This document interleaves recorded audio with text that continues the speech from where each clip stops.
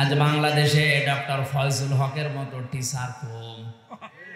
কি কথা বলেন না? ডাক্তার শাহিন জব্বার ফরিদপুরে এরকম ডাক্তার আমাদের নেই। ডাক্তার ফাতেমা সিদ্দিকা রাজশাহী এরকম ডাক্তার আমাদের হাতে নেই।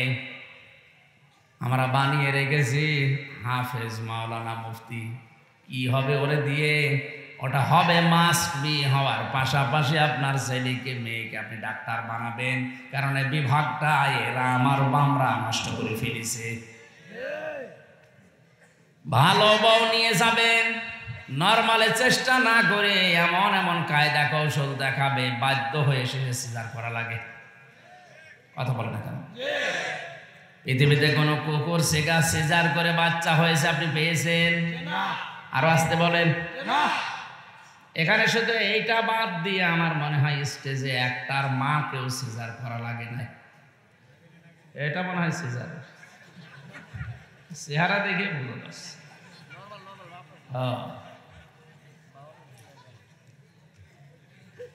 বলেন তো, স্টেজে এতগুলো মানুষ বসে আছে, এরাও তো জন্ম নিয়েছে দুনিয়া, এদের একটার মাকেও সিজার করা লাগলো না। আর এখন আপনি নিয়ে যাওয়ার আগে ওরা বলবে যে পানি শুকিয়ে গেছে, অবস্থা খারাপ, তাড়াতাড়ি করেন, এমন ভয় দেখাবে, বাধ্য হয়ে আপনি ওরাট করে ফেলবেন। ভালো বউ নিয়ে যাবেন, কেটে খুঁতো খুলি দিবে। কথা বলছে না কেন? সিজার করা নিষেধ না, একেবারে নর্মালে যদি না হয়, বাস্তবতায় আমাদের মিটিং বসানো লাগবে, বোর্ড বসবে, ডাক্তারদের সর্বসম্মতি করবে, সর্বশেষ সিদ্ধান্ত যদি আসে যে না উপায় নেই করেন তখন। আর ওরা যদি অ্যাম্বুলেন্সের শব্দ পাওয়ার আগে শরীরে ধার দেয় যে কাজ হচ্ছে। এ বিভাগটা যে কত কলুষিত করে ফেলেছে। রাজশাহীতে আমার ওই ছোট মেয়েটাকে আমি নিয়ে,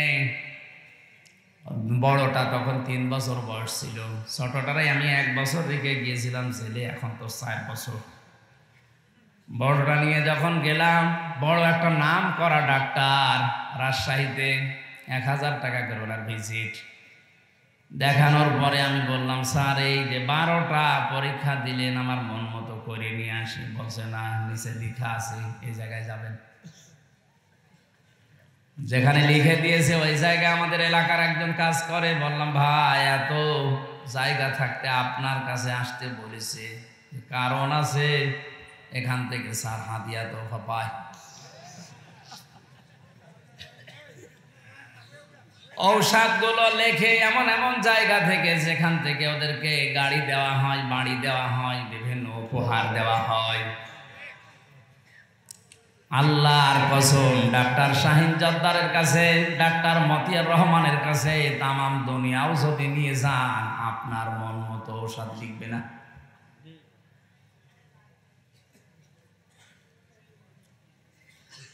এই জন্য আমাদের উচিত হচ্ছে পরবর্তী প্রজন্ম যারা আসবে, এই মানুষগুলোকে এমন এমন জায়গায় তুলে দেওয়া। ডিসি দরকার আমাদের, এসপি দরকার আমাদের, ডিআইজি দরকার। কথা বলে না কেন? এই জায়গাগুলোতে আজ আমরা দুনিয়ার কাজ মনে করে ছেড়ে দিয়েছি, জমিনটা ফাঁকা পেয়ে জালেমরা মন মতো চালাচ্ছে। অথচ আল্লাহ কোরআনে কারিমে বলে জানিয়েছেন, ইন্নী জাইলুম ফিল আরদি খলিফা, অবশ্যই আমি তোমাদেরকে পাঠিয়েছি জমিনের খলিফা করে। কোন জায়গা? জমিনের। আল্লাহ কি দিয়েছেন ইন্নী জাইলুম ফিল খানকা খলিফা? না, যে তোরা আমি খানকার খলিফা করে পাঠালাম। না, ইন্নী জাইলুম ফিল মাসাজিদি খলিফা, মসজিদের খলিফা করে পাঠালাম। ইন্নী জাইলুম ফিল মাদারিসি খলিফা, মাদ্রাসার খলিফা করে পাঠালাম। আমরা এই সমস্ত জায়গায় বসে বসে মনে করছে আমরা খলিফা হয়ে গেছে, আর দরকার নেই। অথচ কোরআনে কারিমে শব্দ দিয়েছেন আল্লাহ, ইন্নী জাইলুম ফিল আরদি। কোন জায়গা? জমিনে। জমিনে আমরা আজ নেই, এই জন্য জালেমরা ফাঁকা পেয়েছে, মন মতো কাজ চালাচ্ছে, শিক্ষা ব্যবস্থায় পর্যন্ত হাত দিয়েছে। 96% মুসলমানের দেশে এখনো যদি আপনি কিছু না বলেন, শরীফ থেকে শরীফা যেটা চলছে যদি ওরা কায়েম করে ফেলতে পারে, আগামীতে কি হবে আপনি এখনো টের পাননি।